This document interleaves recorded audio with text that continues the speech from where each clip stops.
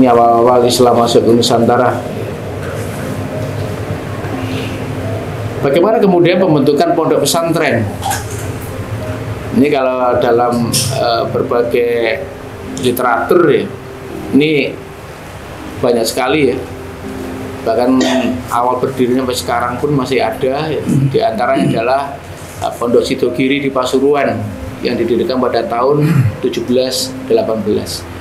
Dan pada abad ke-15 dan 16 inilah pondok pesantren mulai muncul sebagai institusi pendidikan Islam di Jawa terutama ya. Di Gresik, Tuban, Kudus ya. Dan para kiai ini atau ulama mendirikan pondok pesantren untuk mengajarkan Islam kepada para santri-santrinya. Pesantren menjadi pusat penyebaran Islam yang efektif karena tidak hanya mengajarkan agama tetapi juga budaya, bahkan moral kepada seluruh masyarakat, utamanya kepada santri-santrinya. Bagaimana kemudian santri dalam perjuangan kemerdekaan? Nah, ini menjadi penting teman-teman ya. Karena kita tahu tidak cukup mengangkat senjata gitu kan. Tapi justru dari sinilah kalau kita lebih banyak membaca artikel-artikel itu, bagaimana kemudian pondok pesantren ini seringkali di zaman penjajahan dulu itu dicurigai sebagai tempat-tempat untuk melakukan gerakan-gerakan. Adalah laskar santri ya, seperti Hizbullah, ya, Sabilillah ya, menjadi bagian daripada perjuangan fisik melawan penjajahan dulu. Dan inilah hebatnya para ulama di zaman itu ya, berorganisasi melalui pondok pesantren. Ini adalah potret pondok ya. Kalau kita melihat Gontor saat ini luar biasa.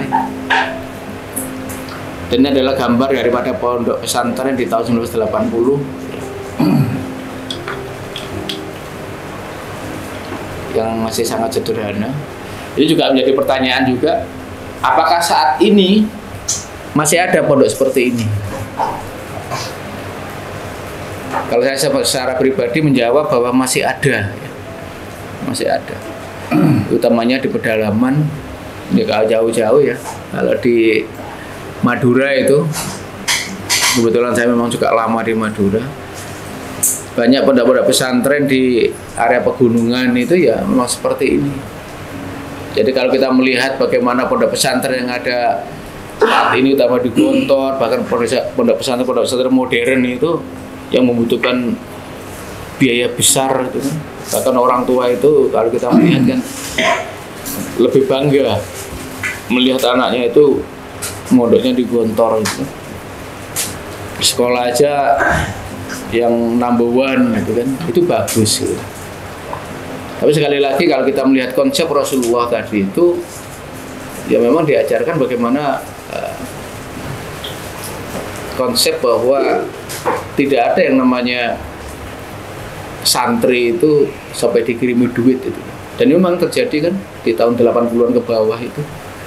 Ya namanya santri itu ya melok kiai ini, entah itu ke sawah, entah itu ke ladang dan sebagainya untuk mencari ilmu. Dan saat ini semuanya kan dibimbing orang tua gitu.